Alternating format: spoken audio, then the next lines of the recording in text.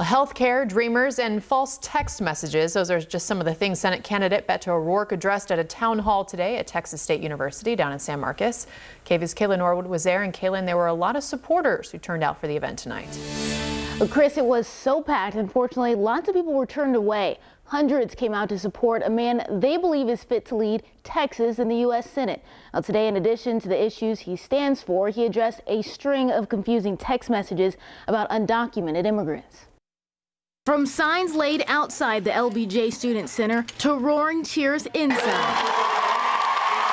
Hundreds turned out to hear from the Democratic candidate for U.S. Senate, Beto O'Rourke. I've been wanting to see him for a really long time now, and so just hearing him talk out loud, I felt his energy and it matched mine. He stands for the same values and beliefs that I have.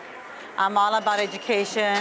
I'm all about universal health care. At the town hall, the Senate candidate addressed many issues such as protecting dreamers, the need for universal health care, and protecting our environment. We can make sure that as we extract oil and gas, we do it in a far more responsible way, that we listen to the stakeholders in the communities that are going to be affected more than any other. Before the town hall, he also talked about a volunteer who sent some of his supporters text messages this past week, asking them to give undocumented immigrants rides to polling places so they could vote. Apparently there was someone sending out text messages on behalf of our campaign, but not approved by our campaign. As soon as we were made aware of it, we put an end to it, and that person is not allowed to text for us anymore. As for his supporters, they're backing him 100%. I feel like he's actually going to change Texas. I think he's going to get elected, and I'm glad we got to see him in the humping ground running, I guess. Yeah.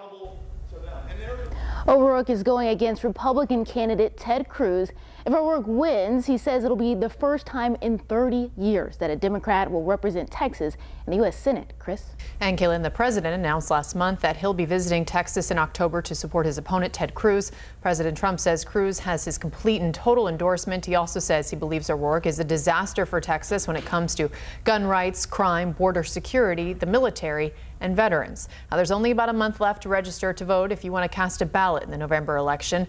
The deadline for voter registration is October 9th. And another reminder, you will need to bring a photo ID in order to vote during Election Day and early voting. We have a link on KV.com with information about approved identification and how to register to vote. And it's important that you cast your ballot here in the Lone Star State. A study from researchers at UT ranked Texas as 47th in the nation for voter turnout in 2016. According to the Texas Secretary of State's office, although more than 19 million Texans were eligible to vote in the 2016 presidential election, only 15 million were registered. And of those people, only about 9 million people actually voted.